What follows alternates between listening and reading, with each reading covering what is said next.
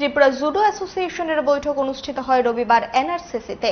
উপস্থিত ছিলেন সংস্থার সভাপতি তথা বিধায়ক অন্তরা দেব সরকার। তিনি জানান, এই দিনের বৈঠকে রাজ্যের বিভিন্ন প্রান্তের কর্মকর্তারা অংশ নিয়েছেন। নতুন নতুন প্রতিভাবান খেলোয়াড়দের তুলে আনার বিষয়ে তারা জোর দিয়েছেন।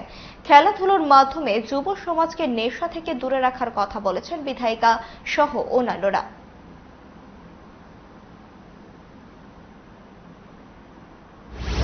অল ত্রিপুরা জুডো অ্যাসোসিয়েশনের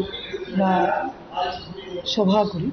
এই সভা সিদ্ধান্ত নেওয়া হয়েছে আগামী দিন আমাদের সারা ত্রিপুরা রাজ্যে প্রত্যেকটা ডিস্ট্রিক্টে যে গ্রামের বিভিন্ন ছেলেমেয়েরা আছে তাদের কিভাবে আমাদের স্টেট লেভেল তো আছে এবং জাতীয় স্তরের জন্য আন্তর্জাতিক স্তরের জন্য আমাদের ছেলেমেয়েদের আগামী দিন যে তাদের ভবিষ্যৎ জুডো খেলা বা আমাদের ত্রিপুরা রাজ্যের যে সম্মান ঐতিহ্য যে জুডো খেলার ঐতিহ্য আগামী বিগত দিনে ছিল কিন্তু দীর্ঘ দিন ধরে একটু গ্যাপ আছে, এটাকে যেন আমরা আগামী দিন উঠিয়ে নিতে পারি। আমাদের আজকে সারা ত্রিপুরা রাজ্যের যে কমিটি আছে এই কমিটির মিটিং হয়েছে।